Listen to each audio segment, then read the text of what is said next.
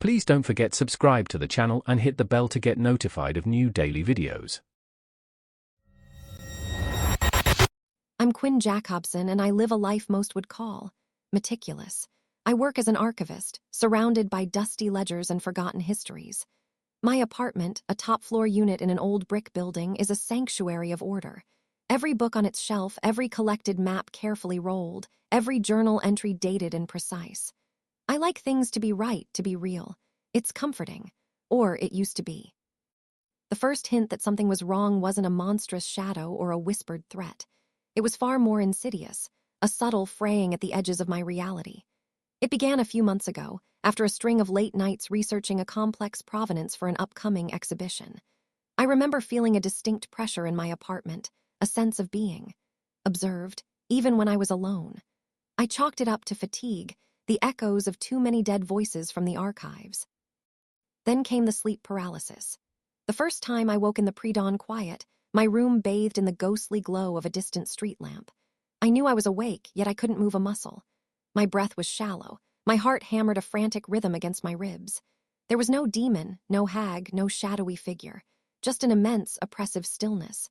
But I felt it a sensation like an icy probe gently nudging at the back of my mind, rifling through something unseen. It wasn't painful, but it was profoundly invasive. I lay there, trapped for what felt like hours, until the paralysis receded, leaving me gasping for air and utterly bewildered. The next morning, I tried to dismiss it as a stress-induced nightmare. But as I sat down with my morning coffee, I glanced at my latest acquisition, an early 18th century map of the Alaskan coastline. I'd spent weeks verifying its authenticity. But now, nestled in a small, obscure bay near what is now Kodiak Island, was a faint, almost invisible inscription. Port of Lament. I blinked. It wasn't there yesterday. I knew it wasn't. Yet it looked old, faded, completely integral to the map. My stomach clenched. I knew a detail like that would completely alter its historical significance, yet I had no memory of ever seeing it before. The episodes became more frequent, always in the deepest hours of the night. Always the same silent, heavy presence, the same mental intrusion. And always in the mornings, a new anomaly would surface. A rare first edition of a forgotten poet on my shelf that I couldn't recall buying. A meticulously organized file in my archive with documents I'd never processed. A faint, unfamiliar scent of old leather and something acrid, like ozone, clinging to my curtains. It started escalating. I found a note in my own distinctive cursive, tucked into my most private journal. It read, "Remember Dana, she understood about the lighthouse." Dana. The name rang a hollow bell, like a memory I should have but didn't. I had no friend named Dana Vogt. I certainly didn't remember any lighthouse that held any personal significance. Yet the handwriting was mine. The paper was from my journal. I tried to fight it during the paralysis. I'd try to scream, to thrash, but it felt like my body was being gently, expertly guided. Not by a visible hand, but by an unseen will. Once, I swear I felt my fingers twitch, then clench around a pen on my bedside table. A terrifying, alien sensation of my own hand moving without my command. I started researching sleep paralysis more aggressively. Everything pointed to visual hallucinations, auditory ones, physical sensations.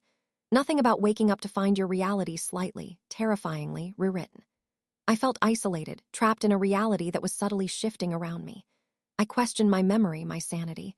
Was I just forgetting things? Was the stress finally cracking me? But the anomalies were too specific, too historically incongruous, too intimately placed. Last night it reached its peak. I woke up, pinned as usual. The air was thick, heavy, colder than I'd ever felt it. The presence was immense, not just at the back of my mind, but throughout it, a cold, vast emptiness that felt like it was intimately learning me. Every thought, every memory, every secret shame or private joy laid bare. I felt my hand lift from under the covers, move to my bedside table, grasp my journal and a pen.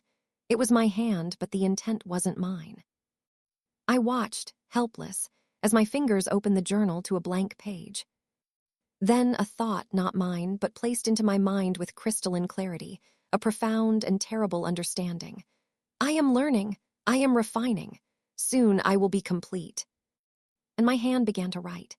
It wrote about my childhood anxieties, about a specific, embarrassing event from primary school, about my long-dead pet hamster. It wrote about my most secret hopes, my unfulfilled desires. It wrote about my fears.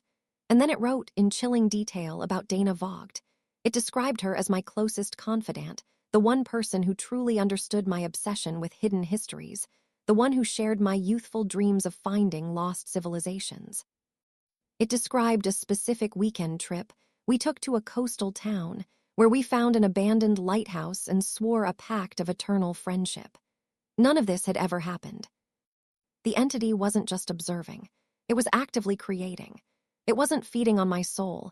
It was using my life, my essence, my memories to construct a new reality, a new identity. And it was doing it through me. The fear wasn't that I would be consumed, but that I would be replaced, piece by agonizing piece, until the Quinn Jacobson I knew ceased to exist, supplanted by an entity's carefully crafted imitation. I woke with a violent jolt, drenched in sweat.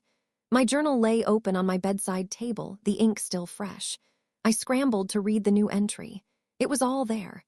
Every intimate detail, every fabricated memory of Dana Vogt and our shared past, all in my handwriting, my voice. I felt sick. I've spent the morning trying to find evidence. Of Dana, of the lighthouse, of anything that could corroborate or refute the entity's fabricated life.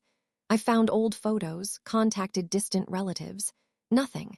Yet the memories, false as I know them to be, feel increasingly real. I remember laughing with Dana, sharing secrets at the base of that lighthouse. I remember her empathy, her understanding. The entity's creation is becoming intertwined with my own past, making it impossible to separate truth from fabrication. I look at my hands now. Are they truly mine? Are these memories truly my own?